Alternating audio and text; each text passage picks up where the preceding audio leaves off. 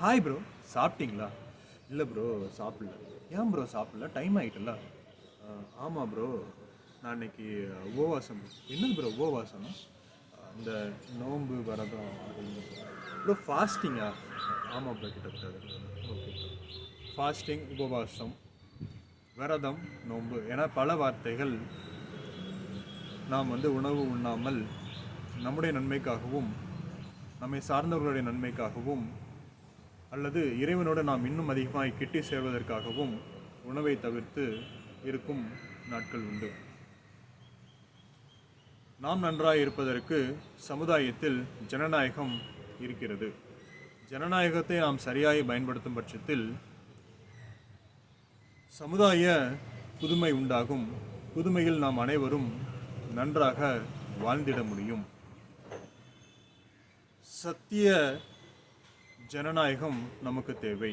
அதற்கு ஜனநாயகத்தில் சத்தியம் தேவை. மதங்கள் இதுதான் உண்மை என்று தங்களுக்குள்ளே உண்மையை வேற்றுமையாய் பிரச்சாரம் செய்யும். எது உண்மை என்பதை தேர்ந்தெடுக்க வேண்டிய பொறுப்பும் அறிவும் மனிதனிடத்தில் இருக்கிறது. மனிதன் தேர்ந்தெடுத்துக் கொள்ளட்டும். ஆனால் சமுதாயம் என்பது தனி ஒரு மனிதன் கிடையாது. அது ஒரு அனைவரும் சேர்ந்து வாழ்வது. அப்படி இருக்கும் அந்த சமுதாயத்தில் ஜனநாயக சத்தியம் என்பது நிலைநாட்டப்பட வேண்டும். அப்படி நிலைநாட்டும் பொழுதுதான் அனைவரும் நன்றாக வாழ முடியும். மறுபடியும் சொல்கிறேன், அனைவரும் நன்றாக வாழ முடியும். தமிழ்நாடு கிடையாதுங்க, இந்தியா கிடையாது, உலகம். உலகத்தில் இருக்கிற அனைவரும் நன்றாக வாழ வேண்டும் என்றால் ஜனநாயக சத்தியம் என்பது நிலைநாட்டப்பட வேண்டும்.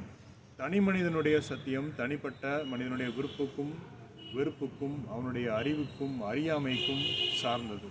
அது அவனுடைய தனிப்பட்ட முடிவு.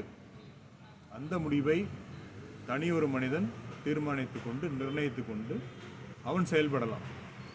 சமுதாய முடிவை மக்களாகிய நாம் ஜனநாயக முறையில் தேர்ந்தெடுத்து சத்தியத்தின் நிலைநாட்டும் பொழுது அனைவரும் வாழ முடியும். இல்லை என்றால் பேரழிவு சமுதாயத்திற்கு உண்டு.